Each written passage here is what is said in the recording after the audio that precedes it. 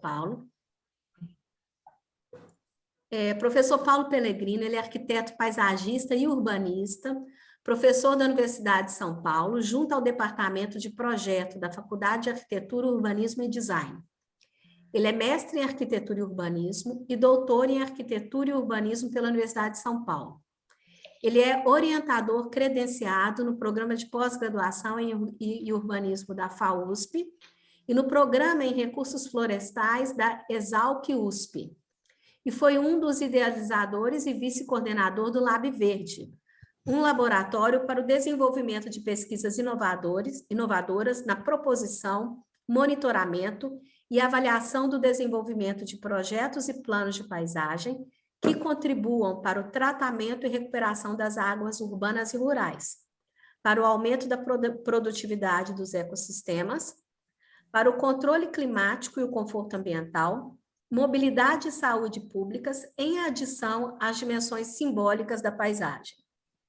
Sua experiência profissional também inclui o desenvolvimento de vários projetos pro bono e consultorias no campo do planejamento e da arquitetura da paisagem, em planos de bacias, recuperação de áreas degradadas, parques e praças públicas. Todas essas atividades geridas tendo a perspectiva de que as paisagens não são apenas extensos artefatos materiais, mas sistemas complexos análogos aos organismos vivos, exibindo muitas das mesmas características. Participa da visão emergente de projetar novas paisagens baseadas em sistemas inovadores de infraestrutura adaptados a fluxos e metabolismos urbanos e regionais, combinando sistemas tecnológicos, morfológicos e ecológicos, o que torna essa atividade de projeto estratégica para uma maior resiliência de nossas cidades.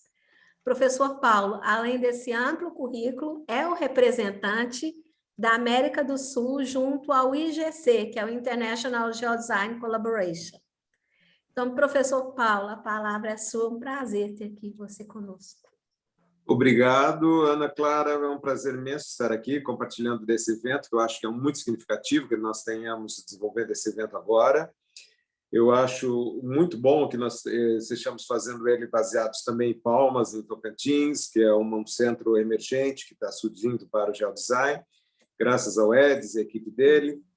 Eu acho que, no fundo, nós estamos todos envolvidos num projeto muito interessante que está dando seus frutos já bastante significativos, que é sobre isso justamente que eu vou falar hoje, que é justamente sobre a nossa experiência de integração e de desenvolvimento dessa rede de geodesigners por todo o Brasil e a América do Sul. Então, vamos lá. Eu vou só pedir todo mundo para fechar as câmeras para a internet ficar mais leve, tá, Paulo? Tá bom. Eu vou começar a compartilhar a minha apresentação.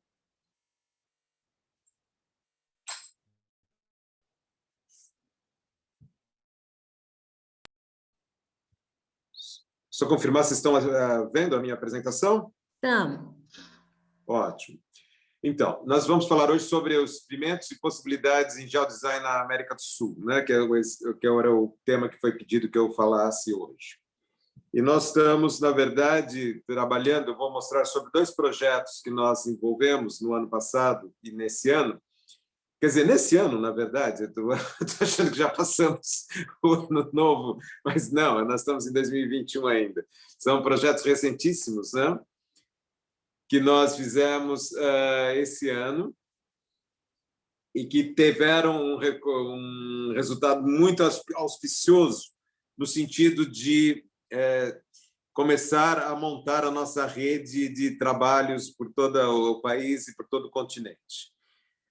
O primeiro projeto que a gente vai falar sobre, que eu participei como parte da equipe, esse trabalho foi coordenado pela professora Ana Clara, foi sobre as árvores para as regiões metropolitanas no Brasil, né?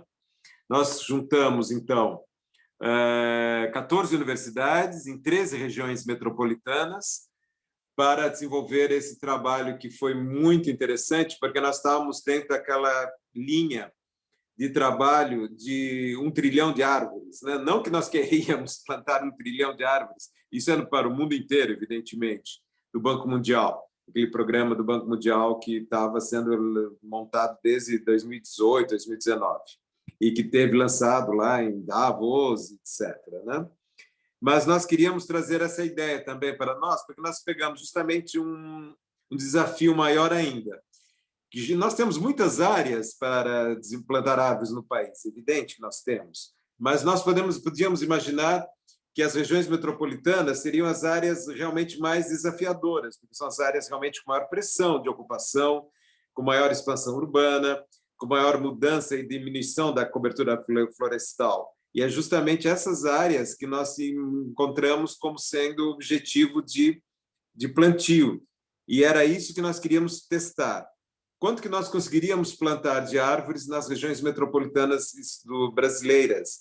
E tivemos essa grandíssima participação, né, de 13 regiões metropolitanas, e que puderam nos levar de norte a sul do Brasil a uma percepção muito clara do potencial que nós temos de plantio de árvores e, de uma certa maneira, de fazer frente às alterações, às mudanças climáticas, e também, não só isso, como também criando condições de conforto e biodiversidade bem significativas para as pessoas, as populações que moram nessas regiões e suas áreas limítrofes, né? Então, nós tivemos como eu estava colocando, uma participação muito intensa, né? Nós conseguimos juntar essas 14 universidades, com esses 13 centros das 13 regiões metropolitanas, e nós vemos nessa galeria de projetos do IGC, do International Geodesign Collaboration, como que nós conseguimos preencher a América do Sul, né, com esses projetos do ano passado. Quer dizer, desculpe, novamente eu estou já passando de ano, em 2021 que nós estamos. Então, nós vemos aqui como que nós temos um preenchimento muito bom de todo o Brasil. Faltou, talvez, um pouco mais avançarmos para o oeste, mas isso a gente vai conseguindo aos poucos. Mas toda a faixa litorânea, toda a região central do Brasil, desde o norte ao sul, a gente conseguiu muito, muito, muito bom, uma boa participação. E esse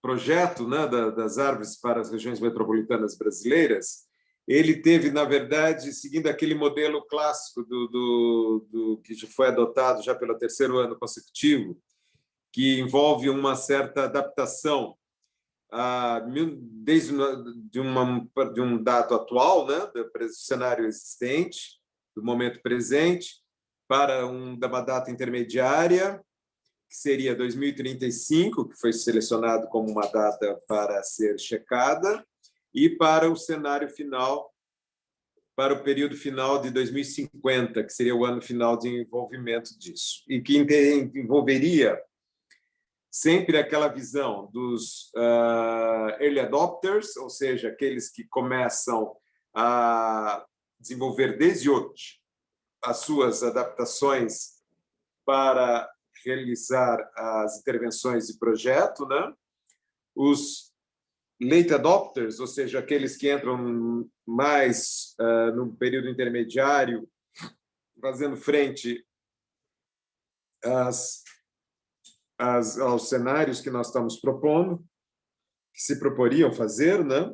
E os non-adopters, ou seja, aqueles que não entrariam em nenhuma das inovações previstas, seguindo pelo caminho que está sendo seguido desde hoje, sem maiores alterações, até 2050.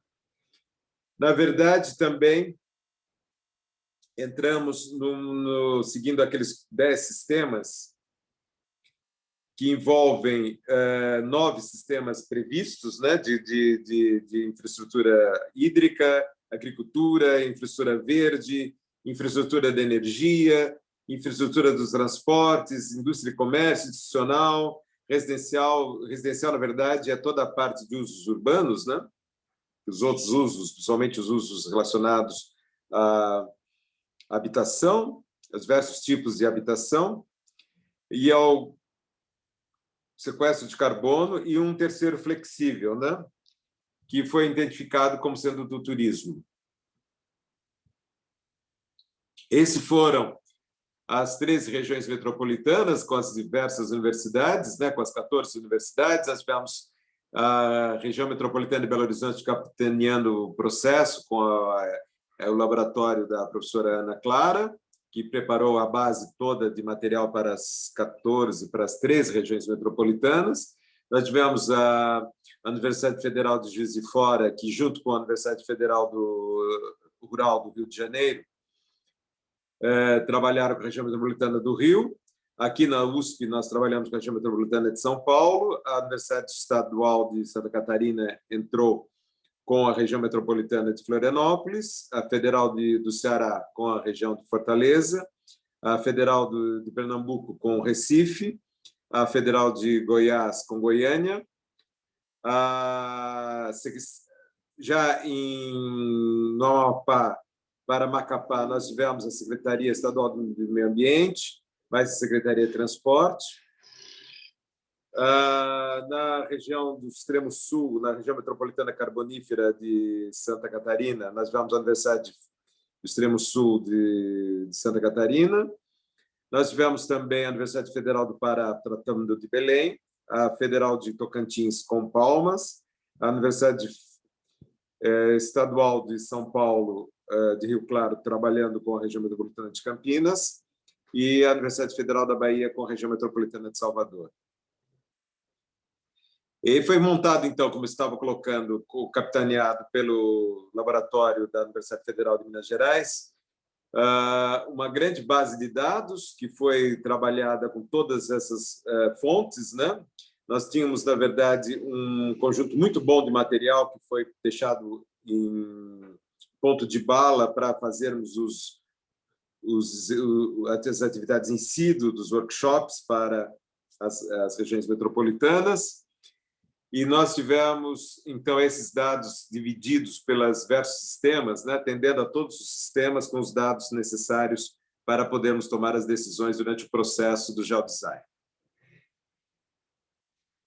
Evidentemente que todos esses dados eram trabalhados num processo de representação seguindo aquele modelo do framework para geodesign do Carl Steinitz, que vai na linha dos processos de representação e dos processos de informação e dos processos de decisão. E nós tínhamos, na verdade, trabalhado isso com todos os dados para as diversas regiões metropolitanas, podendo trabalhar de uma forma bastante clara, permitindo, inclusive, a mudanças de escala, que foi muito importante para nós podermos trabalhar esses dados e pormos todos esses 40 mapas de projetos, que foram o total alcançado de informação de dados, em um mês, em 5 dias de projeto, né, para um projeto, para chegarmos nessa escalabilidade. Nós tivemos também acesso a todos esses dados através do WebGIS, né? E eles puderam ser trabalhados, os dados de biofísicos, de métricas gerais, que puderam ser organizados para vocês serem trabalhados. E o workshop foi trabalhado no primeiro dia com o que chamamos de enriquecimento, leitura de enriquecimento, que foi justamente o reconhecimento das áreas pelas equipes, com as diversas sugestões e alertas e atentando para as potencialidades e vulnerabilidades que cada uma das regiões podiam apresentar em relação aos seus dados.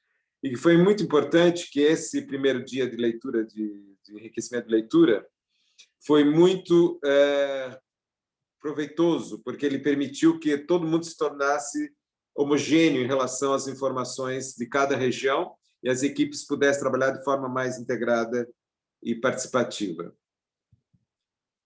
E foi usado o sistema de GeoDesign Colab,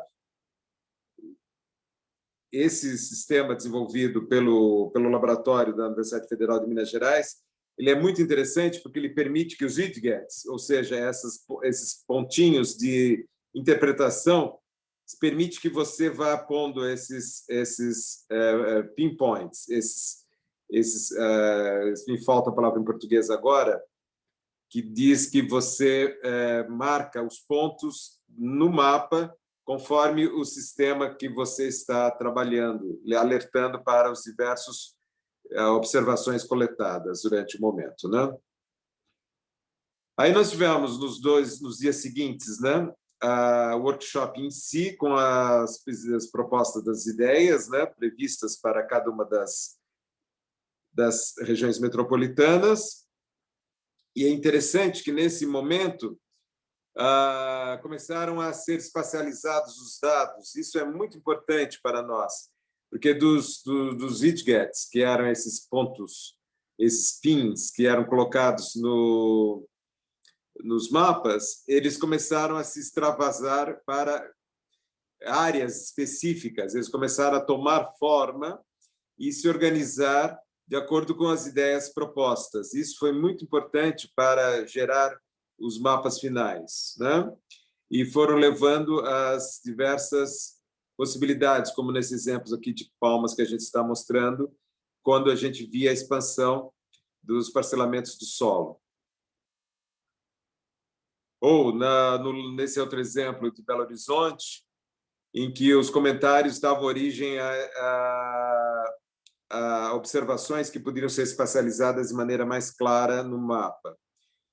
O GeoCollab foi muito importante nesse processo e ele permitiu gerar uma interação das equipes e entre as pessoas das equipes de uma forma muito interessante. E um exemplo também que eu acho que foi muito importante nesse processo desse ano, nesse exercício, foi que nós conseguimos trabalhar com gente de várias situações. No exemplo da equipe de São Paulo, nós tínhamos gente trabalhando desde o Peru, participando conosco, em Lima, no Peru, ou em outras unidades do Brasil, em outras cidades, não só em São Paulo, que permitiram que nós pudéssemos trabalhar de uma maneira bastante integrada e permitiu que nós pudéssemos organizar esses dados de uma maneira muito boa. Quer dizer, trabalhamos de uma forma extremamente produtiva, mesmo afetados pela separação da pandemia. Quer dizer, o GeoCollab permitiu que nós pudéssemos trabalhar de forma organizada de uma maneira muito interessante. Seguindo aqui, então, a questão da votação também era muito interessante, porque nós conseguimos avaliar por essa plataforma como que nós podíamos organizar as decisões a partir do número de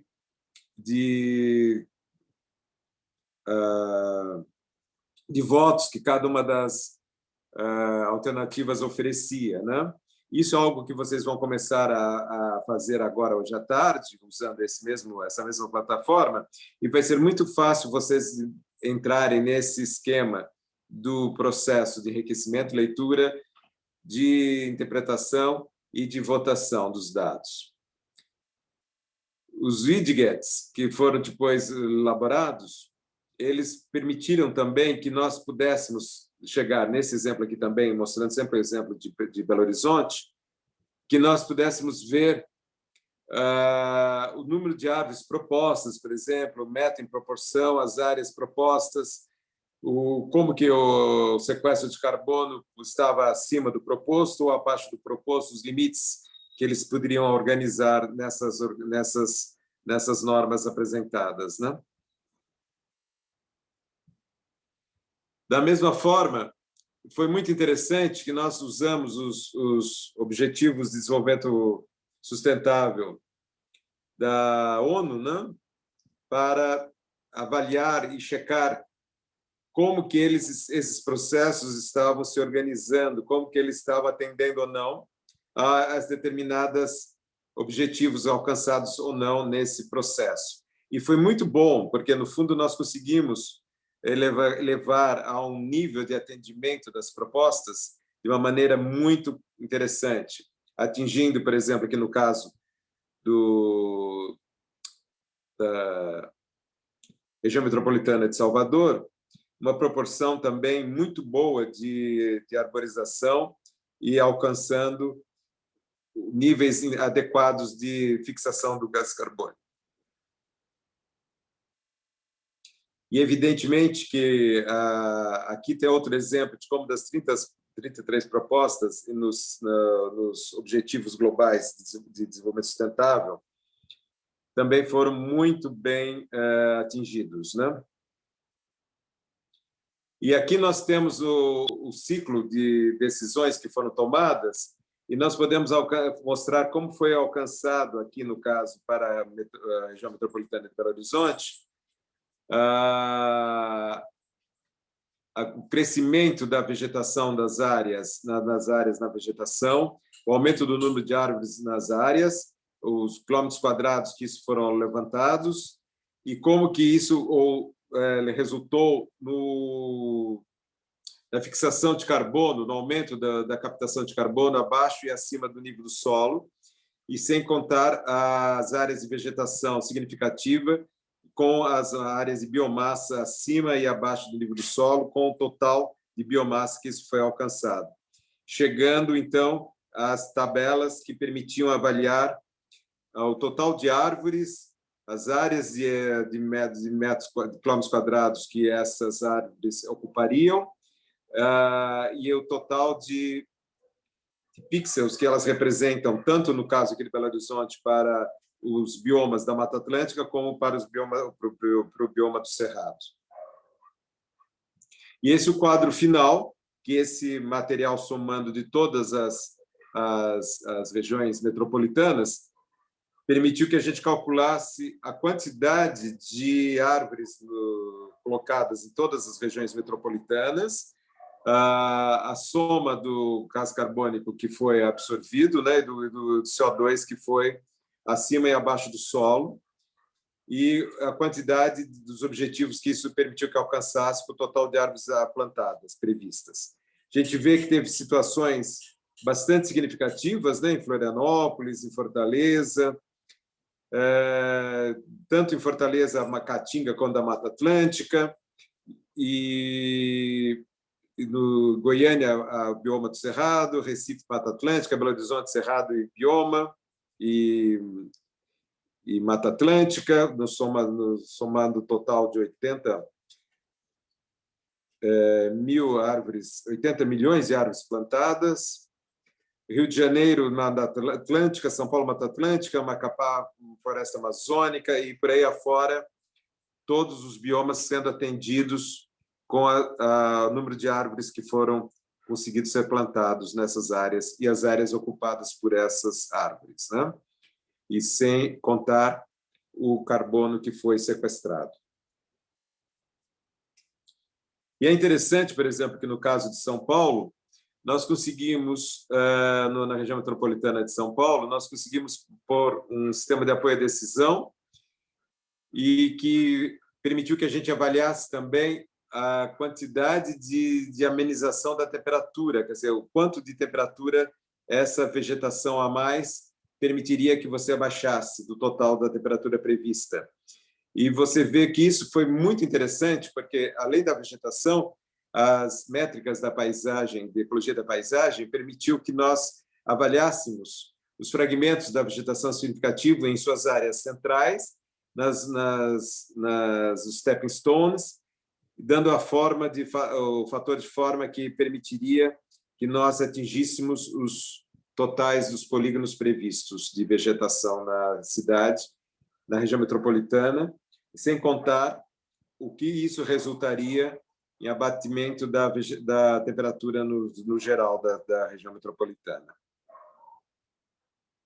O mesmo no caso de São Paulo, quer dizer, no caso de Belo Horizonte, aqui no exemplo colocado, nós mostramos que foi mostrado pela equipe a quantidade de dados que permitiriam que os early adopters, quer dizer, que os pioneiros no adotarem as medidas previstas para para plantio das árvores, poderia alcançar em termos de resultados mais proveitosos em relação a isso. E os late adopters e os non adopters ficariam prejudicados, quer dizer, os late adopters nem tanto, apesar que não tão bem atendidos que nem os early adopters, mas os non adopters ficariam realmente prejudicados no final em relação aos objetivos totais previstos para o que se previa no estudo, né? E aí você vê, em relação aos objetivos de desenvolvimento sustentável, que os early adopters também teriam uma vantagem muito grande em relação aos seus objetivos sendo atendidos, em relação aos late adopters, que ficariam muito prejudicados, e os non adopters ficariam mais prejudicados que todos, porque eles teriam realmente a incapacidade de atender a maioria dos objetivos previstos, né? E aí você tem toda uma avaliação nesses gráficos que mostram o que seriam feitos isso. E aí tem a normalização de todas as regiões metropolitanas. É interessante você anotar que sempre os early adopters atingem a maior parte dos seus objetivos, ou a maioria deles tendem a atingir esses objetivos. Os late adopters ficam um pouco prejudicados, em algumas regiões mais que as outras, e os non adopters acabam sendo sempre aqueles que não conseguem alcançar os seus objetivos, né? Evidentemente que isso é quase que uma consequência da forma como esse estudo é levantado. Mas é interessante vermos como isso chegou a ser visto e montado nesse processo desses 4 dias, né? Mas é interessante que a flexibilidade maior no Brasil foi o grande processo de comparação que esse projeto permitiu. É evidente que isso foi muito bom, porque permitiu um ajustamento do processo muito claro e permitiu que nós pudéssemos avaliar as diversas comparações entre os diversos objetivos de cada região metropolitana. Por exemplo, no caso do Macapá, o objetivo era mais institucional e técnico, no sentido de organizar os dados das secretarias, né, de transporte e meio ambiente, voltadas para a resolução desse problema. Quando a gente ia para Belém, o grande meio de comparação que permitiu que a gente avaliasse foram os relacionados aos mapas e os dados obtidos. Quando a gente foi para Fortaleza, nós vimos que as unidades de paisagem eram o grande elemento de comparação possível que poderia ser elaborado. Quer dizer, essa flexibilização dos dados foi algo muito interessante que esse processo de projeto entre todas as regiões permitiu que a gente avaliasse. Quando a gente foi nas redes assíncronas, foi o grande exemplo que Pernambuco conseguiu trazer para nós. As descobertas do local foi a grande contribuição de Tocantins, que também permitiu que essa avaliação se organizasse. Na Universidade Federal da Bahia, o processo de ajuste do processo de decisão foi o grande dado positivo também que foi ser avaliado. O mesmo acontecendo em relação a Goiânia, em que as questões geográficas e como isso podia ser trabalhado enquanto técnicas de ensino foi muito bem desenvolvido e permitiu mais uma camada de contribuição no processo geral. Já em Belo Horizonte, a grande contribuição veio pelo lado do agreement, ou seja, pela capacidade de chegar a soluções votadas pela maioria, como isso foi muito importante a tomada de decisão para chegar nos resultados desse processo. Em Campinas, já se foi muito valioso a contribuição que eles trouxeram dos atores envolvidos e dos valores que esses atores traziam por si para seus processos, né? Isso foi um outro dado muito importante trazido por Campinas, pela região metropolitana de Campinas, pela Universidade Federal, pela Universidade Estadual de São Paulo. Já no Rio de Janeiro, com a Universidade Federal do Juiz de Fora e a Federal Rural do Rio de Janeiro, os meios tecnológicos foram os grandes atrativos que permitiram que se fizesse um trabalho muito interessante de organização dos dados. Já em São Paulo, o projeto, a atividade projetiva para realmente poder locar as árvores, permitiu que nós conseguíssemos chegar num resultado muito interessante para trazer como um dado de estudo para todos, né? Inclusive, nesse trabalho de São Paulo, só para trazer aqui um detalhe, nós conseguimos pôr o número de árvores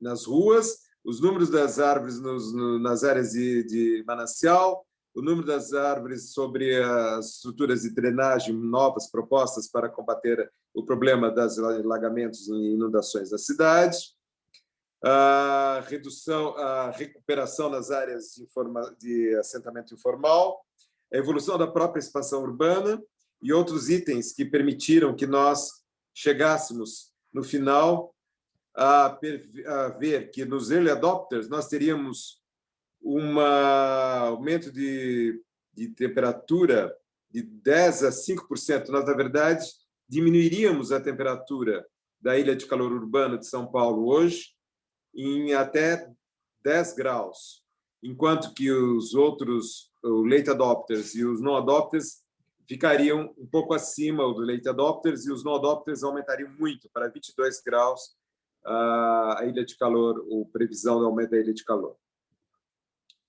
E aqui a disposição dessas áreas, também como foi mostrado no material da região metropolitana de São Paulo, e isso chegou a nós a ter um trabalho muito interessante, porque esse trabalho foi levado para a ICCSA, que foi International Conference of Computational Science and Its Applications, que abriu uma sessão específica para geodesign, e que ganhou esse material de São Paulo, o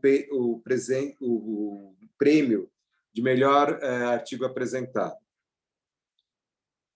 Voltando novamente à região, às áreas brasileiras, nós vemos que a Universidade Estadual de Santa Catarina teve uma ótima contribuição na ideia das tabelas e como elas foram organizadas em ideias para a apresentação do geodesign. E a última, mais ao sul das universidades, que participou desse evento, desse projeto, que foi a do extremo sul catarinense, nós tínhamos a revisão dos conceitos como uma grande contribuição. Então, fechando, o que é interessante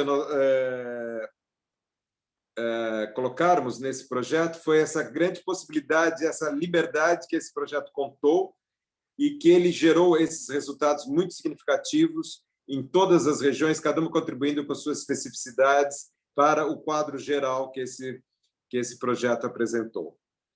Agora, para não tomar muito tempo, que só me faltam 10 minutos, pelo que eu entendi, vamos tocar no último projeto que foi muito importante nesse ano passado para mostrar uma possibilidade de integração de vários centros de conhecimento, etc., que foi o workshop do geodesign para a Amazônia, capitaneado pelo Carl Steinitz, o Brian Orland. Eu participei também da organização e outros, o Hirisha Balal, pelo Geodesign Hub, que foi o sistema, a plataforma utilizada para resolver isso. O Michele Campanha também teve uma participação muito significativa nesse projeto, na organização desse workshop. E eles foram divididos em 4 equipes, né? Cada equipe representando uma região da Amazônia. Então, tivemos a equipe da Amazônia Central, da Amazônia Central, que tivemos a equipe da Amazônia do Norte Amazônico, né? Da Amazônia do Norte, que constou inclusive com a participação de representantes da Guiana. Nós tivemos uma equipe com a Amazônia Oriental e tivemos uma outra equipe com a Amazônia Ocidental, que teve também representantes de outros países, no caso, Peru. Foi interessante que esse projeto, o Geodesign da Amazônia, ele manteve os mesmos sistemas colocados, né? Os 10 sistemas de socioculturais, conservação, infraestrutura hídrica, agricultura, civicultura, indústria e comércio, infraestrutura de energia, infraestrutura de transporte urbana e institucional, educacional, saúde e militar, né? Nós tivemos também, nesse projeto, ficamos, na verdade, com muitos dados, porque nós nos baseamos naqueles dados usados pela Science Panel of Amazon,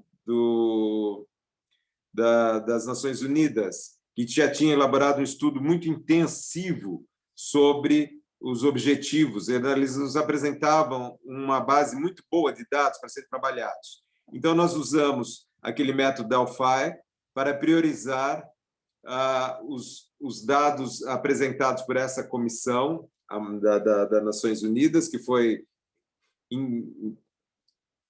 intensamente estudada, né, para definir quais são os dados que chegaram sendo restritos para poder serem trabalhados de forma factível durante o workshop nesses sistemas aqui, né? Que era a restauração das paisagens para maximização dos benefícios múltiplos, respeito aos territórios dos povos indígenas locais e tradicionais, providenciar incentivos para melhorar e rebater os casos de degradação da floresta,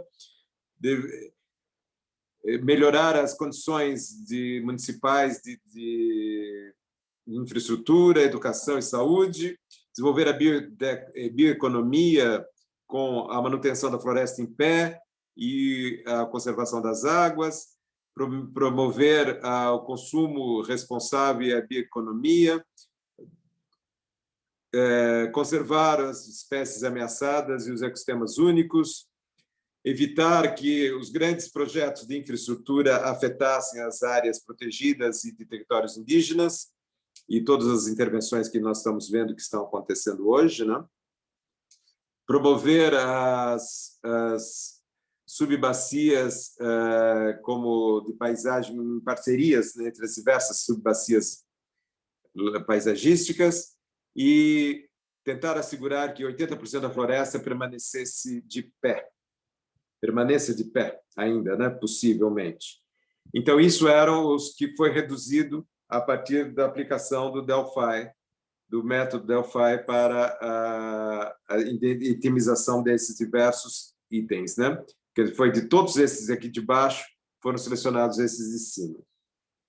Aí foram feitos, a partir do GeoDesign Hub, aquele método, né, de organização dos diagramas, né, de todos os diagramas e das políticas que envolviam cada um desses diagramas, como vocês conhecem desse método, e ele foi um trabalho exaustivo realizado para poder montar esses diagramas e poder ser utilizados para a época do trabalho do workshop, né?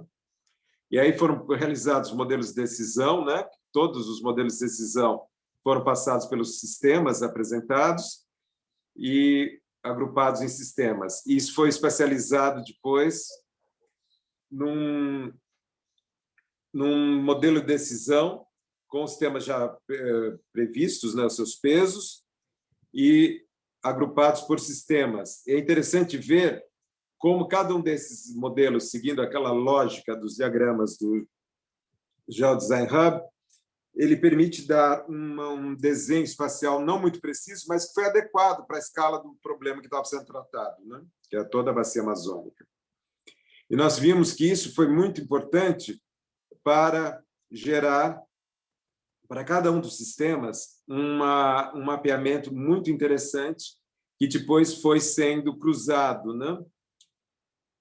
E é interessante que esse cruzamento foi feito a partir das 4 regiões, as 4 equipes que estavam divididas no workshop.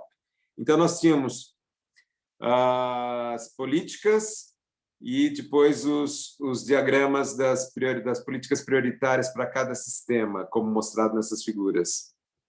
E aí foram tomadas as decisões de cruzamento desses dados, que era no ponto mais adiante do workshop. A gente tinha, na verdade, a versão da equipe da Amazônia Oriental e depois a versão 1 e a versão 2 da mesma equipe. Quer dizer, que isso foi feito um processo de elaboração seguindo aquele método tradicional do geodesign, né?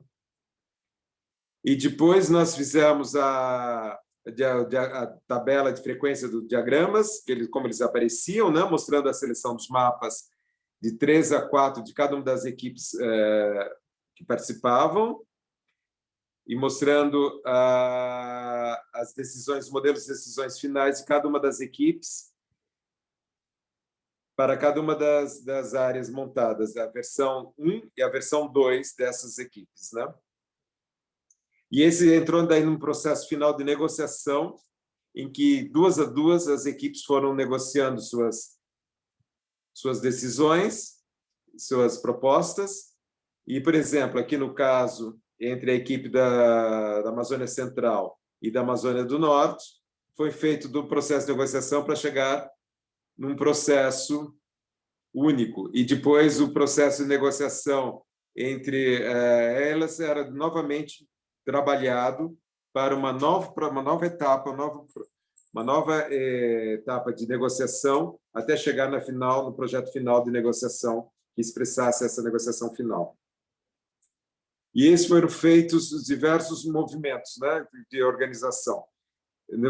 Negociava-se a equipe central com a equipe oriental, a equipe norte com a equipe ocidental, e isso fazia com que depois se tivesse os modelos de negociação mais definidos. E aí, chegando num projeto final, depois de toda essa integração das diversas propostas de cada uma das equipes, para que chegasse a ter um projeto final negociado com essas diversas legendas que acompanhavam os diversos sistemas apresentados. Então, você vai por todas essas linhas de descrição de sistemas que vão de dizer o que seria, por exemplo, a estabilização da agricultura de fronteira, restauração da transição entre a região amazônica e andina, a região e outros exemplos de zonas de amortecimento entre as áreas de regeneração de floresta e por aí afora. Então, você tem todo um conjunto aqui de desenhos que foram passíveis de serem elaborados a partir desse grande processo de negociação que ocorreu a partir dos diagramas apresentados para as equipes, né?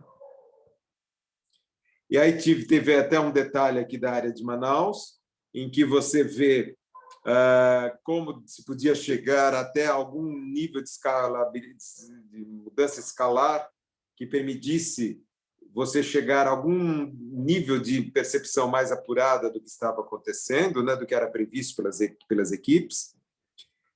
E depois, cada uma dessas políticas poderiam dar sua própria contribuição para o desenho final, para o projeto final, mostrando, por exemplo, nesse caso aqui, as áreas protegidas, os territórios indígenas e as áreas protegidas. E na figura de baixo, as mesmas situações já com os projetos, quer dizer, sempre você tinha essa diferenciação entre as políticas e os projetos, conforme o Geodesign Hub permite você trabalhar, né?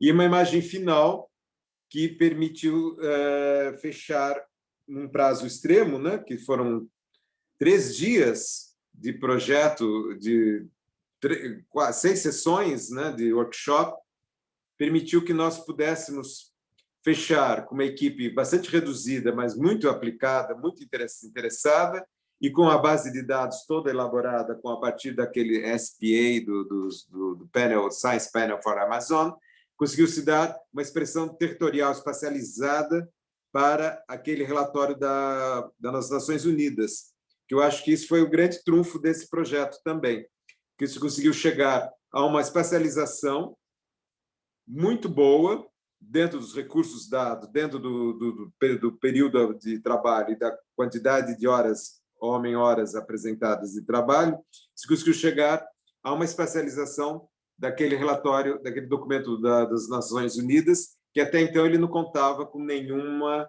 forma específica de especialização possível. E é isso, então, que eu tinha para apresentar. Eu só gostaria de colocar aquilo que a professora Ana Clara pediu que eu apresentasse como membro do IGC, na equipe de transição, que nós temos que apresentar os projetos para o ano que vem, né, 2022. E as equipes estão todas convidadas, os participantes aqui do Geodesign da América do Sul, de participarem desse projeto. E nós temos que apresentar na página do igccolab.hub.arcgis.com, nós temos condições de fazermos a inscrição dos projetos. E esses dados são previstos para acontecer até o dia 30 de abril do ano que vem. Era interessante que os projetos fossem submetidos.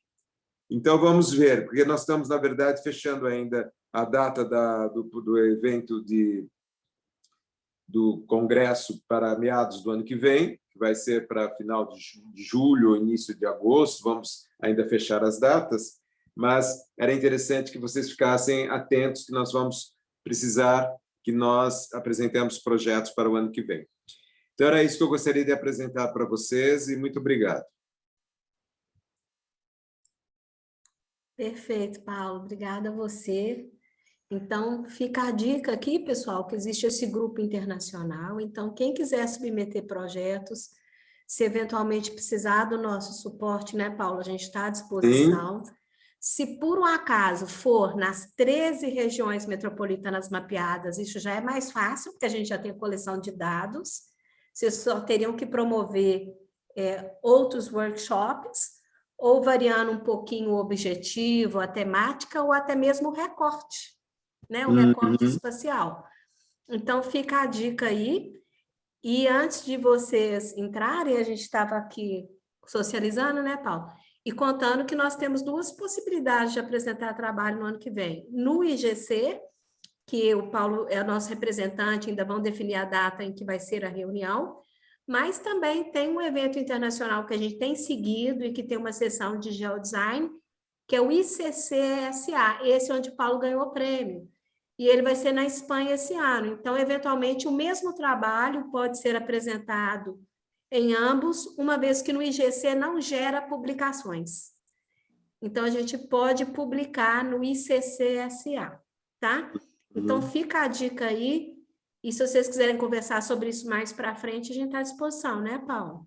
Sem dúvida, estamos à disposição. Isso, porque já que o Brasil está mandando bem, a gente quer continuar mandando bem. Nós acabamos virando modelo a partir desses projetos apresentados. Primeiro, aquele das árvores para as regiões metropolitanas, isso. Acabou se tornando um modelo de integração para o próprio grupo de geodesign, e que permitiu que nós pudéssemos se tornar um exemplo para os outros países que estão trabalhando com geodesign.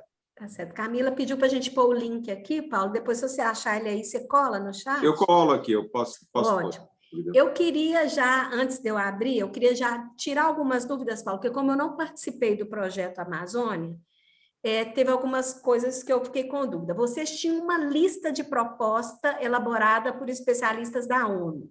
Isso, né? Foi a base de tudo. A base de tudo. Eles já tinham aquele que é a Amazônia que nós queremos, que era... A Amazônia que nós queremos. E aí eles apresentaram para vocês uma lista de mais ou menos quantas propostas? Na verdade, chegava a umas 70 propostas. 76, eu acho. Dessas 76, vocês fizeram um Delphi para elencar as mais interessantes. Isso, que acabou chegando aquela dúzia de propostas. Tá, então de 70 serviram para caiu montar para uma dúzia. E na ONU, isso era em texto ou já era polígono? Nada, era tudo texto. Não tinha Quem é que poligonizou isso? Não tinha uma figurinha, era só conversa. Mas quem é que desenhou? Foram vocês durante o workshop? Como? Não, antes. Foi preparado antes do workshop. Foi um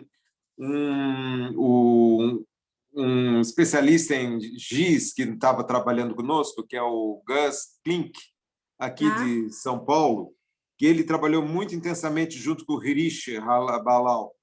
Então, na verdade, vocês pegaram as ideias textuais e transformaram em polígonos. Exatamente. Depois o pessoal foi votando e negociando. Exatamente. Agora, eu não vi nenhum fundo de mapa. Eu vi só o Google. Uhum. Em cima do que vocês tomaram a decisão se aquilo era adequado ou não? Ora, foram-se feito a partir dos diagramas que estavam se organizando com as bases tomadas. Foi feito dentro das possibilidades de mapas que se tinham, né? Mas vocês não tinham uma análise espacial da Amazônia? Não chegou a fazer isso. Ficou mais então, na ideia de preparatório. Na verdade, então, não tinha uma análise geográfica da adequabilidade desses polígonos? Não chegou a isso, não. Tanto que ele foi sempre levado, esse exercício, como uma proof of concept, uma prova de conceito. Entendi. Era mais para testar a ideia da possibilidade do que da efetividade de se fazer um plano real. Não existe esse plano concreto da Amazônia. Ele apenas foi a mostrar como se poderia viabilizar o geodesign com esses diagramas. Perfeito, Paulo, porque com liberdade agora eu estou mais aliviada. Por quê? Um tanto de gringo que nunca veio ao Brasil, escolhendo propostas para o Brasil e desenhando polígonos em cima de Google. Isso, mas era simplesmente um teste de... como é o termo, né? Um conceito de prova. Isso. Não é que vocês estão fazendo um projeto para a Amazônia, vocês estavam experimentando não era um plano efetivo. Não era um plano efetivo para a Amazônia, era apenas um teste de como se poderia fazer um plano efetivo para a Amazônia. E como ele poderia ser espacializado naquela escala. Não, perfeito. Você sabe por que eu estou puxando isso, Paulo? Porque nós que estamos aqui na Amazônia, tanto no Brasil quanto nos outros países da América do Sul, que também são cobertos pela Amazônia, todos os eventos que a gente está indo desse ano e vai continuar daqui para frente, só se fala de Amazônia. Só se fala de Amazônia. Ele é o grande tema. Então, eu acho que é necessário a gente ter um pouquinho assim, de consciência do que é a Amazônia, né? Sem dúvida. Em termos de área, ela é maior que a Europa. Ela é maior do que 2/3 dos Estados Unidos. Isso só a Amazônia brasileira. E aí me perguntaram num evento nos Emirados Árabes recentemente sobre a condição da Amazônia, eu respondi, a Amazônia não é uma flat table. Não é uma tábua rasa, não é homogênea. Então, assim, foi um experimento que vocês decidiram polígonos em cima de um Google. Exatamente. Mas sem uma análise geográfica prévia. Não, foi só para teste de conceito. Certo. E para mostrar que era possível participando, né? Pessoas que nunca vieram ao Brasil ou que nunca vieram à Amazônia. Você colocou mesmo você vê, a equipe era montada, tinha 20 e poucas pessoas participando. Era impossível 20 e poucas pessoas, divididas em 4 equipes, pudesse dar conta de toda a complexidade do tema. Né? Perfeito. Mesmo se fossem os principais gênios da humanidade, eles não teriam condições de responder a todas as questões referentes a isso, aos aspectos levantados. Então, mas era basicamente para mostrar como era viável, como foi viável, na verdade, a aplicação do processo de geodesign nesse grau de complexidade. Então, experimento metodológico. É só na hora de vocês publicarem, não correr o risco disso ser associado a um projeto para a Amazônia. Ah, sim, isso está claro. No próprio material que aparecem essas informações todas, está bem claro logo no início que isso é simplesmente um teste para a aplicação de um possível processo de geodesign especializado. Perfeito. Gente, eu vou abrir, nós estamos com o tempo curto, mas como a palestra do professor Paulo é muito importante, mesmo que a gente coma um pouquinho do tempo do que vem depois, a gente vai abrir para perguntas, tá? Eu vou fechar meu microfone, vocês ficam à vontade. Se você quiser conduzir. E, Gustavo, você entrou como Ana Clara. Troca o nome aí, senão eu vou virar 2, hein?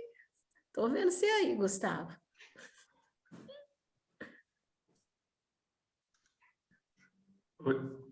Oi, Ana. Ana, a gente falou aqui com o Gustavo, ele está trocando. Porque no computador do laboratório estava logado no seu... Tá bom. Tá? Tranquilo, ajuda ele a renomear. Aí, Ed, você conduz, a professora André é a primeira a querer colocar. André, fica à vontade.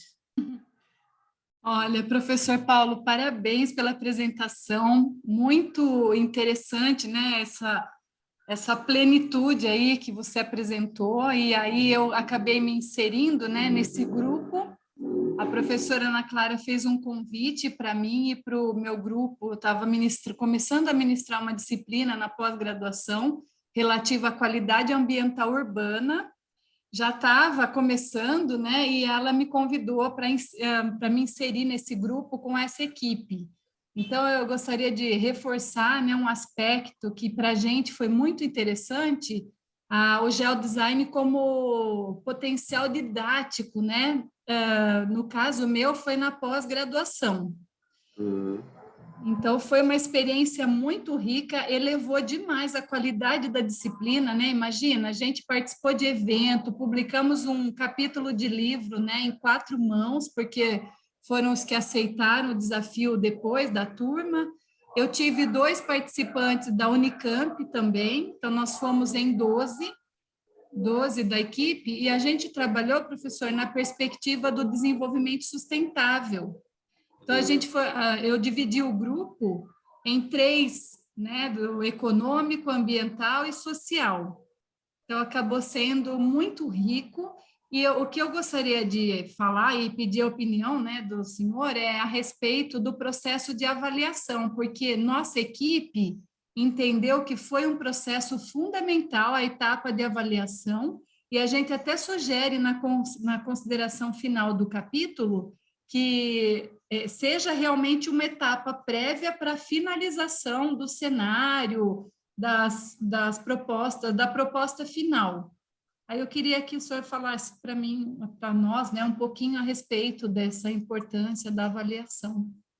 Não, acho fundamental, porque no fundo você vai crescendo em cada uma das etapas. Quando eu participei do primeiro processo de geodesign, eu estava caindo do céu também. Eu não entendia muito bem o que significa geodesign, o que vocês querem com isso, na verdade, né? Qual a diferença entre os processos tradicionais de planejamento que a gente tem, etc. Mas aí eu comecei a ver que é justamente esse processo de negociação que nós conseguimos avançar muito quando a gente trabalha, seja com o GeoCollab, seja com o GeoDesign Hub, seja com o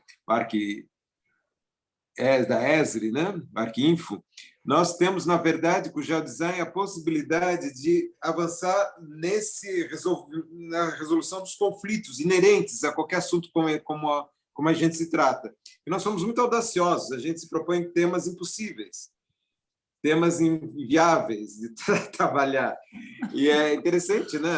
Parece até meio maluco a gente querer trabalhar um plano para a floresta amazônica, não é para a floresta, para a bacia do Rio Amazonas, né?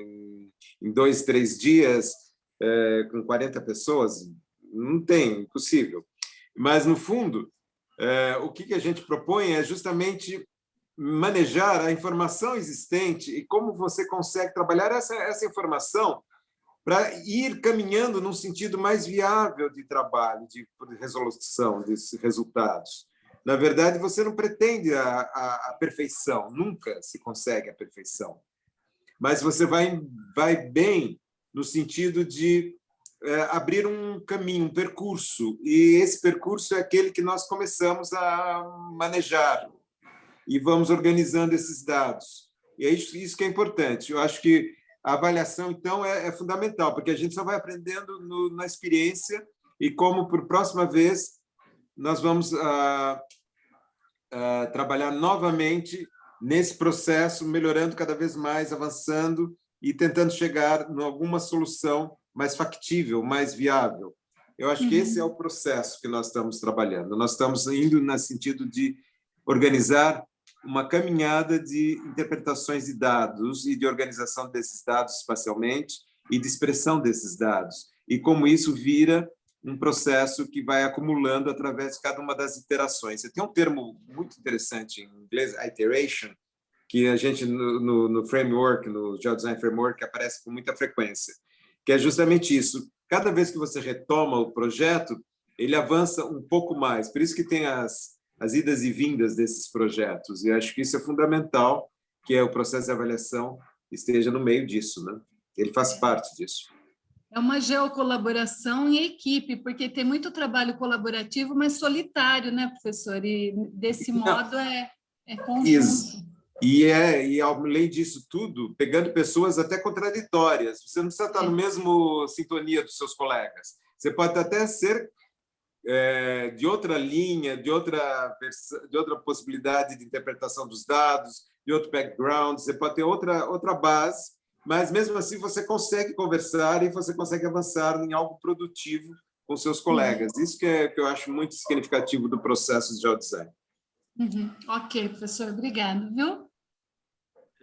Dentro desse processo todo de geodesign, quando nós fomos convidados aqui pela professora Ana Clara para participar com a área metropolitana de Palmas, foi uma surpresa tremenda, porque demonstrou um desconhecimento da própria área, mesmo porque não existe propriamente uma região metropolitana com conurbação urbana igual existem São Paulo, Rio de Janeiro, Belo Horizonte, Salvador, Recife, por aí afora.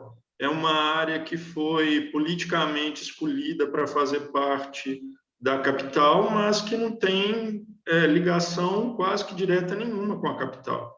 Isso mostrou, tanto para os professores quanto para os alunos que participaram da oficina, uma série de informações que a gente mesmo desconhecia. Mesmo quem já conhecia as cidades, ou por morar, ou por viajar, ou por passar por elas de tempos em tempos, foram muitos os dados disponibilizados no Giz Escolar. Então, essa ida e vinda, que foi falado tanto pela Adriana quanto pelo professor Paulo, ela é muito salutar para a academia, né? E como é um trabalho um trabalho de geocolaboração, ele enriquece demais o trabalho de todo mundo, mesmo que tenham posições e visões opostas em relação ao tratamento do espaço. É muito interessante, muito interessante. Aliás, eu acho que essa é a grande riqueza, né? Porque, na verdade, assim, quando lados conflitantes, entendeu, são colocados para dialogar, né, a coisa ali se resolve, na verdade, né? Eu acho que esse é o grande ponto também, né? Eu acho que é o encontro de pontos divergentes, porque quando todo mundo está na mesma sintonia, realmente sim, mas o planejamento na prática mesmo, né, ele se dá a partir daí, né? E realmente, assim, é uma ferramenta, assim, com uma potencialidade. Eu falei aí, dá água na boca. Cada vez que eu vejo um encontro de geodesign, né, realmente, assim, como já falei antes, a vontade é terminar o doutorado amanhã, entendeu? Já voltar para o governo, já começar a conversar com o pessoal, né? Já fico mandando, assim, meus aviãozinhos, minhas conversas, entendeu? Com os colegas aí, né? Quem sabe aí para frente a gente faz alguma proposta aí. Adorei a ideia da chamada, né? Mas realmente porque, no final das contas, é isso, né? E essa questão do raciocínio em camadas, né? Na verdade, quando você vai estudar gestão de projetos, é exatamente isso, né? Um projeto ele é feito aos poucos, né? Só que aí agora a gente está espacializando e concretizando, né? Eu agradeço o convite do professor Paulo para participar do projeto da Amazônia, né? Trabalhar nessa escala foi um desafio assim fantástico, né? Realmente assim foi bacana, foi muito bacana mesmo, e a gente vê que é possível realmente. Foi um passo muito grande, né? Uma coisa que provavelmente, se isso não fosse feito, ficaria como letra morta dentro de um documento, né? E de repente se chegou, né, a uma coisa um pouco concreta. Foi muito rico, realmente. Então, eu acho que você, Rubens, participando lá do projeto da Amazônia, você viu que nós estávamos trabalhando no sentido de organizar as informações espacialmente, né? Mas não tínhamos uma base, além daqueles diagramas que nós tínhamos recebido de base, né, para as equipes receberam, vocês tinham toda a liberdade de organizar internamente, né? Você podia dar seu testemunho de como foi sua participação nesse workshop? Ah, sim, claro. Primeiro assim, né? Eu não sou de lá, de Brasília, cheguei, né? Então, na verdade, eu procurei trabalhar como facilitador, realmente, né?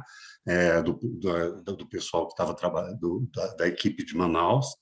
Eu percebi realmente que eles eram muito mais preocupados com questões até inclusive do cotidiano, né, em relação a transportes, tanto que esse foi um dos pontos de conflito, né, em relação à equipe do leste, né, com quem a gente estava negociando, né, mas assim foi o grande desafio realmente que eu senti, inclusive, da dificuldade do grupo, era realmente assim sair um pouco da microescala, do dia a dia, entendeu, para essa escala regional.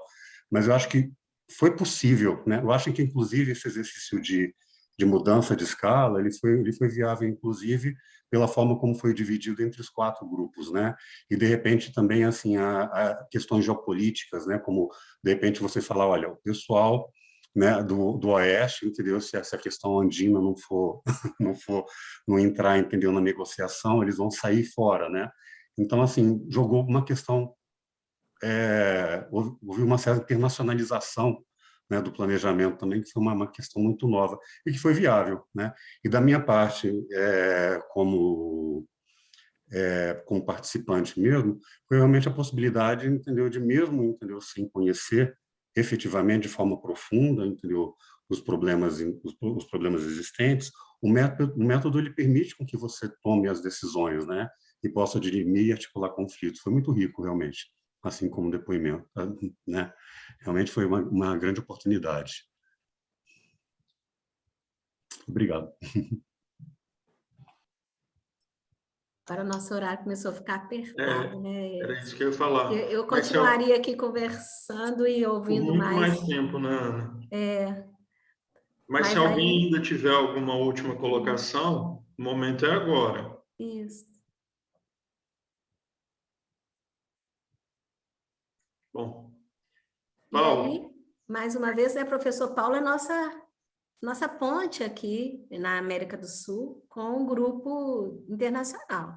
Sim, qualquer coisa me procurem. Isso. Vocês têm meu contato, meu e-mail, qualquer necessidade, qualquer demanda, esteja aqui que eu estarei representando vocês lá. Isso. E pensar na gente manter a rede, quem quiser Isso. propor projetos, entre em contato com o professor Paulo, ele orienta, né? E vamos mandar belos projetos para esse ano. Para o ano que vem, na verdade, até Para 30 de abril. 2022. Esse ano a gente nem Mas aguenta. o deadline é 30 de abril, agora eu descobri. 30 de abril. Tá ótimo. Ótimo. Obrigado, Paulo, professor. obrigadíssimo. Imagina. Até mais. Posso contar Obrigado. comigo. Tchau, tchau. Tchau. Pessoal, vamos fazer um intervalo aí um pouco mais rápido, porque ele era para ser de 15 minutos, mas em relação ao avanço do horário, acho melhor a gente fazer um intervalo de 10, né? De 10 minutos. Ok? E aí, o que nós vamos combinar, Edson? Na volta, nós ainda precisamos de um tempinho juntos, para depois a gente separar nas 2 salas. Então, a gente volta aqui no grupo total, e aí depois são criadas as 2 salas e a gente se separa, tá?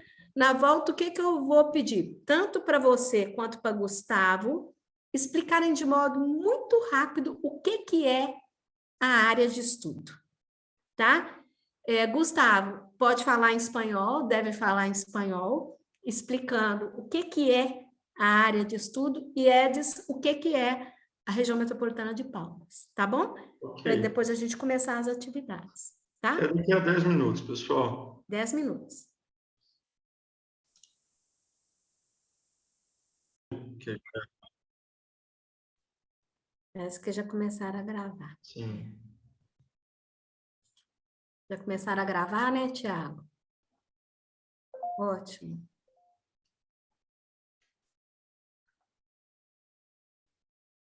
Ana, Oi. para eu entender, o professor Edson e Gustavo vão falar agora sobre os estudos de caso aqui na sala geral. Na sala geral. Aí Depois a vocês gente criam divide. as salas.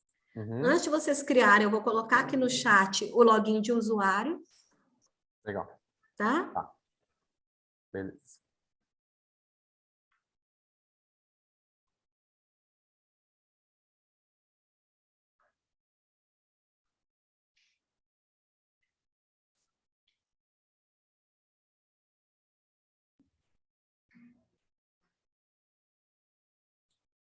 A gente, quando vê a lista de pessoas participando, aqui tem como rolar mais para baixo? Tem. Se você for lá, tem uma barra lateral. Você pode rolar a barra lateral. Ah, tá. Cinzinha. Ela é cinza. Entendi. Fica bem à direita. Acho que é porque eu estou com o chat Boa aqui. tarde. Boa tarde, Gustavo. Joia. Muito bem. Gustavo e Edson, Nós vamos, então, começar a fazer os experimentos em geodesign. Claro que o objetivo é que o pessoal conheça o processo, né? Porque para fazer um estudo de caso bem feito, bacana, você tem que conhecer um pouco mais o lugar, né? Mas eu relato para vocês uma experiência que a gente teve com o estudo de caso de Salvador. Quando a gente convidou o grupo de Salvador para poder fazer parte desses 13 experimentos das RMs, eles foram os últimos a serem convidados, e a gente teve pouquíssimo tempo para fazer, porque já estava na hora de enviar o material para o evento lá que ia acontecer. Então, como que aconteceu o estudo de caso Salvador? Eu incluí meus alunos de pós-graduação, daqui, do Instituto de Geociências de Belo Horizonte, junto com os alunos da professora Silvana, lá na Bahia. E dos meus alunos, muitos não conheciam Salvador, muitos não conheciam a região metropolitana de Salvador. E fizeram um workshop propondo para Salvador. Fabiana propôs para o Amapá. Você já foi lá em Macapá, Fabiana? Ainda não, né? Você já foi? Eu já fui. Então, como que aconteceu isso? Na hora que a gente comparou as propostas, foi extremamente interessante, porque o pessoal de Salvador, que vive lá, cuidou muito da vida cotidiana, das coisas que eles conheciam do lugar, das necessidades que eles sabiam do lugar. E eles foram um pouquinho tradicionais na hora de propor, porque estavam tão preocupados com aquela necessidade imediata, que eles foram um pouco mais tradicionais ao fazerem as propostas. Já o pessoal de Belo Horizonte, que não conhecia Salvador, foi extremamente ousado e inovador. Pode ter saído, às vezes, uma coisa um pouco doida. Pode. Mas, às vezes, inovar um pouquinho e verificar a assertividade junto a quem conhece o lugar pode ser interessante. Nesse sentido, né? O que não poderia acontecer é ninguém conhecer Salvador, isso seria coisa de doido. Mas forçar um pouquinho a inovação, forçar um pouquinho o pensar diferente, foi uma provocação para o grupo de Salvador. Então, não se sintam incomodados, por exemplo, se vocês não conhecem Palmas. Tem gente no grupo que conhece. E não se sintam incomodados se vocês ainda não conhecem a área cafeeira da Colômbia, porque tem gente no grupo que conhece. E é um processo experimental, né? Não é um projeto que vai ser entregue amanhã para os governos, é um processo experimental para vocês conhecerem o geodesign. Então, Gustavo, eu vou te dar primeiro a palavra para você contar em poucas palavras, e depois, quando você estiver com o seu grupo, você pode até tentar compartilhar no chat o PDF que você criou sobre o seu estudo de caso, para as pessoas, às vezes, darem uma olhada, conhecerem um pouco mais. Mas, em poucas palavras, conte para a gente o que é a Zona Cafeeira, PCC, né?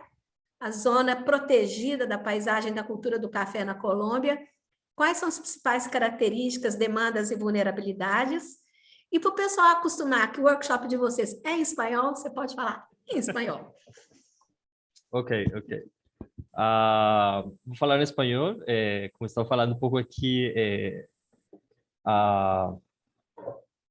tenho bastante tempo já morando no Brasil, então às vezes estou perdendo um pouco as palavras em espanhol, mas vamos lá. Bueno, el paisaje cultural cafetero colombiano es una área que queda en el centro de Colombia, básicamente en el centro. Esta área fue declarada como Patrimonio da Humanidad en el año 2011, porque en esta área pasaron algunos procesos sociales y económicos muy importantes. Básicamente, a nivel mundial se conoce Colombia por el café, ¿sí? Dentro de estos aspectos positivos, se conoce a Colombia por el café. Y precisamente es de esta área, ¿sí? De esta área que yo estoy trabajando, es donde se presentan estas condiciones que hacen que este tipo de café tenga las características que él tiene, ¿sí? Bueno, esta área es muy interesante porque, pues, digamos, si lo vemos desde un punto de vista también en comparación con Brasil, las diferencias entre altitudes también es muy diferente, ¿sí? Entonces, en estos pocos kilómetros que trabajamos, podemos encontrar desde los 500 metros de altura hasta los 5.200 metros de altura. Entonces, esta geografía le da estas características especiales a esta área.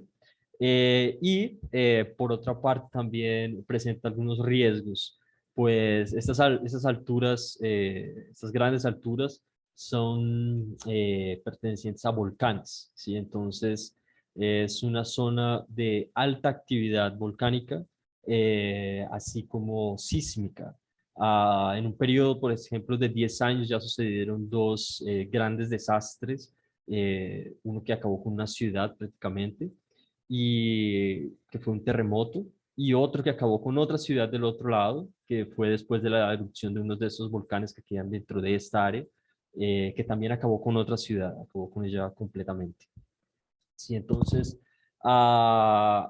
dentro de las perspectivas que se tienen para futuro y que fueron, que también han sido parte del proceso de la maestría, es de alguna forma pensar en que esta área está, digamos, afectada por esto, o estas condiciones están presentes, ¿sí?, para el futuro. O sea, que no se descarta que dentro de un tiempo suceda una erupción volcánica que realmente afecte la vida de muchas personas. Por eso se hace muy importante desarrollar procesos participativos para la planificação. Basicamente seria isso. Perfeito. Então, é base econômica, base cultural, não é? Exato. Risco geotécnico geológico, mas ao mesmo tempo paisagem notável pela paisagem vulcânica e diferença altimétrica expressiva. E floresta amazônica.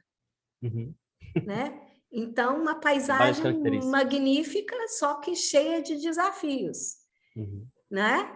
Então, sim, o que vocês vão fazer na primeira etapa é conhecer a coleção cartográfica e hoje é enriquecimento de leitura, que é abrir a coleção cartográfica, ler esses mapas e fazer anotações de aspectos que tenham chamado a atenção. Ainda não é proposição hoje, certo? Então, quando você entrar na sua sala, Gustavo, repita isso em espanhol para o pessoal. Hoje é leitura das características principais. Tranquilo? Perfeito. Ótimo. Obrigada, Gustavo. E depois, quando você entrar na sua sala, você compartilha o PDF com o pessoal, que é bacana, um PDF bem feito. Edis, conta para a gente o que é a região de Palmas, região metropolitana de Palmas. Você mesmo já deu um spoiler aqui, que ela é gigantesca. Quando a gente viu aquele mapa das 13 regiões do Brasil, você vê o Rio de Janeiro desse tamanhozinho, região metropolitana do Rio, e Palmas, um quadrado amarelo gigante no meio do Brasil. E isso é a primeira coisa que chamou a atenção. É 5 vezes a região metropolitana do Rio de Janeiro. É o miolo do estado, né? Eles fizeram justamente, pegaram o miolo mesmo, tá? Se a gente pegar a forma do estado, ela se configura como o miolo do estado. Ela é composta por 16 municípios, 3 dos 5 mais populosos fazem parte. Só que quando eu falo mais populosos, gente, a população aqui no Tocantins ela é extremamente baixa. Né? Palmas tem uma estimativa de 313 mil habitantes. Então, quando falo, é mais de 50 mil. Tá? Os 5 mais populosos têm mais de 50 mil habitantes. Atualmente, toda a área conta com aproximadamente 501 mil habitantes. Ela ocupa mais de 24 mil quilômetros quadrados. Então, é uma área muito grande. Eu acho que ela não tem a coesão que o Gustavo falou da área dele. Por quê? O menor município também faz parte dessa área, e ele tem uma população de menos de 2 mil habitantes. Então, existe uma discrepância muito grande de um município para outro, tanto do ponto de vista de infraestrutura, né? Palmas é a cidade com maior infraestrutura no Tocantins, as outras cidades elas não apresentam, muitas das vezes, esgotamento sanitário, então isso é um problema grave na região metropolitana, principalmente em função do principal curso d'água, que é o Rio Tocantins, e que, no caso da região metropolitana, forma o lago da usina hidrelétrica Luiz Eduardo Magalhães. Ela tem uma altimetria variável, não é tão plana. A região mais próxima à área que foi alagada pelo lago é um pouco plana. Fora disso, é composta por chapada, a gente tem muitos morros isolados, né? E vegetação também, embora faça parte da Amazônia Legal, não é vegetação da Amazônia, né? Não é floresta tropical, né? Floresta úmida, é cerrado, tá? Não houve, foi uma área criada relativamente recente, 2013, ela foi criada mesmo, como eu já falei na fala, né, na palestra lá do Paulo, foi por vontade política, ela foi criada no dia 31 de dezembro, tá, de 2013. Então, não houve um estudo técnico, não houve uma consulta.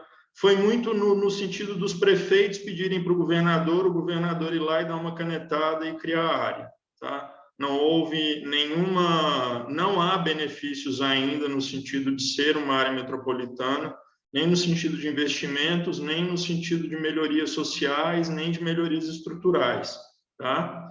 É dispersa, né? Durante o trabalho, a gente verificou que vários núcleos urbanos eles não conversam entre si, o que normalmente é uma característica das cidades que são, né, fazem parte de uma região metropolitana. Os caminhos basicamente passam por Palmas, as conexões têm que ser feitas por aqui. Então, ela tem uma série de características bem específicas, até pela própria dimensão do espaço. Apesar da área lá na Colômbia também ser imensa, ela é uma área muito grande. E aqui também da mesma forma, tá? E o mais interessante durante a oficina era o desconhecimento dos alunos que são daqui mesmo. Eu fui analista de geoprocessamento e gestor no IBGE. Então, eu era obrigado, por função do trabalho, a viajar. Eu conheço quase todas essas cidades. De conhecer mesmo, né? De ir, de trabalhar, ficar lá, voltar, né? Então, assim, elas têm uma característica física relativamente parecida, mas do ponto de vista social e estrutural são completamente diferentes umas das outras. Tem melhorado muito. Ultimamente, eles têm buscado fazer o acesso por asfalto para essas cidades, mas ainda falta muita infraestrutura. E são cidades muito pequenas. Não justifica. Do ponto de vista técnico, não se justifica criar uma área metropolitana da maneira como foi criada, né? Talvez pegar os municípios mais próximos a Palmas, até no sentido mesmo de propor uma política conjunta, porque a área agrícola, a gente está numa região da fronteira da soja, no norte e para o oeste, né? Seguindo para o oeste. Então, acho que nesse sentido seria interessante, porque tem fazendas que elas não respeitam o limite municipal. E há um problema já com contaminação do solo. Então, tem uma série aí de questões que são interessantes para serem discutidas. Então, em ambos, a base econômica é a agricultura, só que uma agricultura tradicional associada à paisagem, ao ponto de ser reconhecida pela Unesco, e a outra uma agricultura muito recente, né, Edson? Com pequenos núcleos isolados que não formam uma rede de cidades em definitivo. Sim. Né? Uma área ainda muito vazia. Agora, tem sítios arqueológicos, né, Edson? Esqueci. Tem muitos sítios arqueológicos. A Serra do Lajeado, ela é protegida, ela tem uma proteção que faz parte do Parque da Serra do Lajeado, e existem uma série de sítios arqueológicos ao longo do curso do rio e nas serras e nas chapadas. A gente também se espantou a hora que a gente viu os dados, né? A gente ainda perguntou, falou assim, mas de onde que são esses dados? E hoje você explicou, né, de manhã, né, Ana, o aspecto dos metadados, não eram deles, eles tiraram de alguma base. Mas muito sítio arqueológico mesmo, assim, é como se a gente tropeçasse em sítios arqueológicos andando por Palmas. Porém, eles não existem de fato, eles já podem ter existido, mas eles acabaram sendo enterrados pelo próprio processo de urbanização. E a gente também tem áreas, tem a cidade, né, o Porto Nacional, que é uma das cidades mais antigas do que era o norte de Goiás, faz parte da região metropolitana. Então, também tem esse apelo histórico-cultural. E tem um potencial turístico do Cerrado, né? Todo mundo fala do famoso deserto de Jalapão, né? Então, já que existem sítios arqueológicos, um recurso hídrico interessantíssimo, que é o Grande Lago de Palmas. Palmas em si, uma cidade projetada há pouquíssimo tempo, né? Sim. E talvez algum potencial turístico também, né? Então, são coisas para serem pensadas.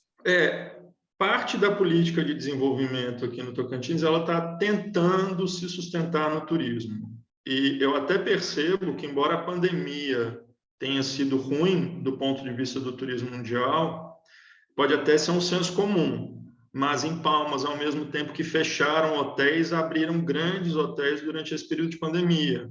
E a rede hoteleira, ela não faz investimento onde ela não vai conseguir ter retorno. Então, assim, algo para se explorar do ponto de vista turístico existe aqui, e muito.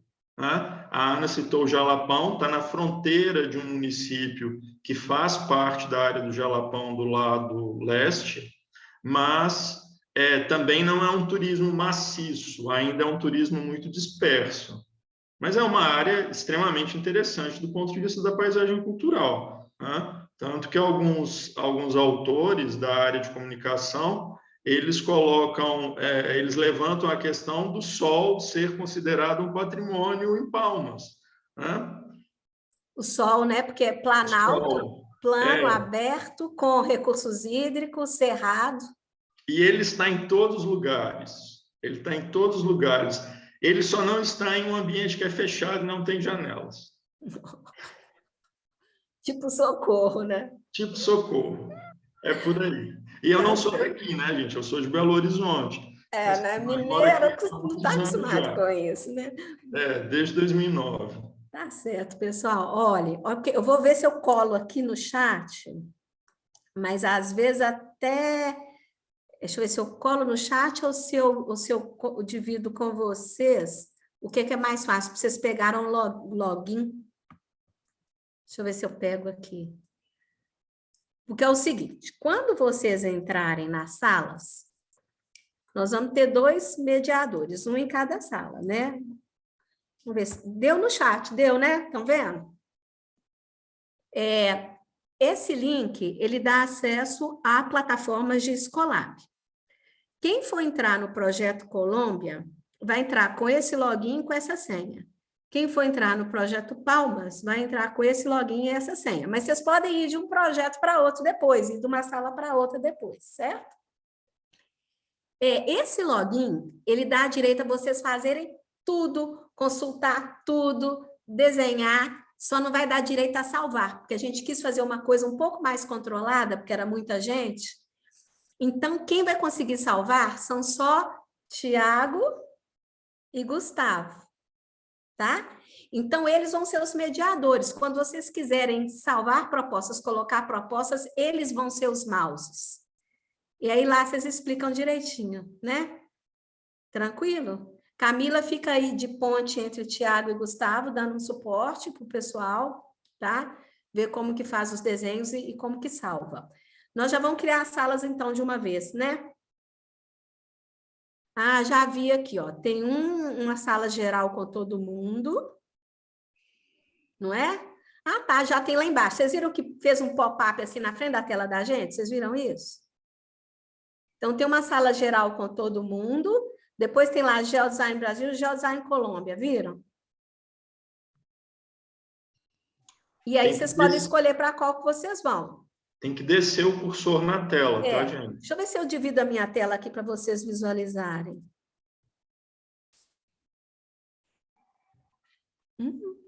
Só que... Vocês estão vendo a minha tela? Dá para ver só a tela, mas não... Pode falar. Pois é, mas não dá para ver lá embaixo, né? O botãozinho, né? Não aparece nem zoom, tá aparecendo... Não aparece o pop-up também não, né? Não. Então, acho que não dá para ver, mas é assim, professora, gente. Oi. É só procurar 4 quadradinhos próximos de share screen. Tá recorde, 4 quadradinhos, é só clicar neles. É o tal do breakout rooms, né? Que fica 4 quadradinhos um do lado do outro assim. Aí, na hora que vocês abrem aquilo, tem tanto a sala geral onde está todo mundo, quanto 2 salas. E aí vocês dão um join e escolhem uma sala. Quando quiser ir para outra, sai dessa e vai para outra. Mas é sempre nesse breakout rooms. Combinado? Assim que todo mundo sair dessa geral, eu vou lá para do Brasil. Pode ser? Tá bom. Aí. Tá bom. Eso Eu vou es- pular de uma para outra o tempo todo, tá bom? Estoy yendo ya para la sala. Tá. Eu vou entrar no Brasil agora, depois eu vou na Colômbia.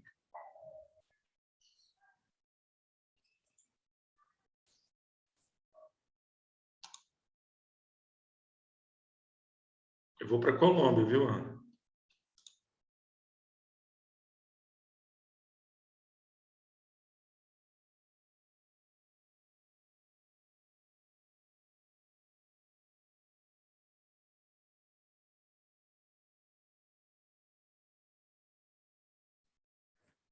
Pessoal que está na sala geral ainda, vocês podem se direcionar, tá? Ou para Brasil ou Colômbia.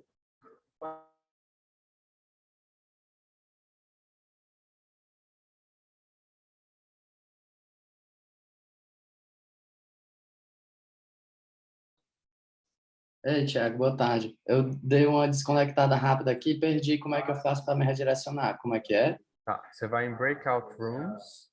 Eu não estou encontrando onde é que está isso. Você está vendo a parte de compartilhamento de tela? A sua opção de compartilhamento de tela? Na parte de baixo, assim. A barra inferior. Sim, eu tenho que abrir. Eu estou vendo a parte de compartilhar a tela. Eu abro ela? Isso. Não, aí do lado tem 4 quadradinhos.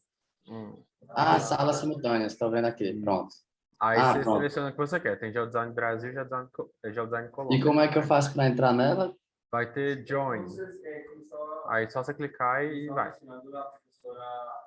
Estou tentando aqui. Tá.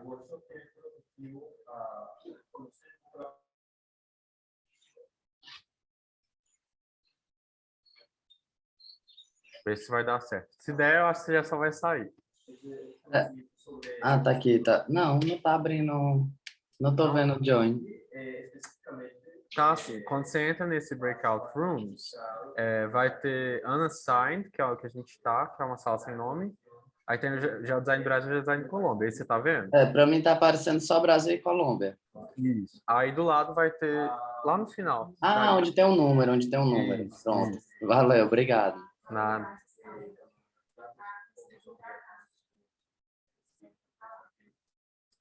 Faltam 3.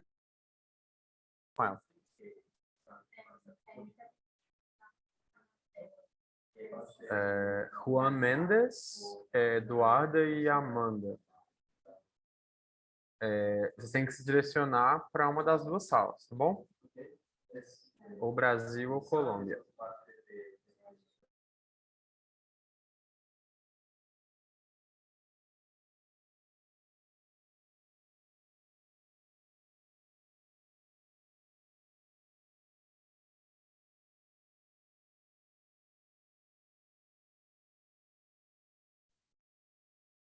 Ei, boa tarde. Oi, Juan, tá me ouvindo? Sim. Vou te compartilhar a tela porque não sei onde é a sala. Eu consigo Tá? colocar você. Você quer ir para Sim. qual?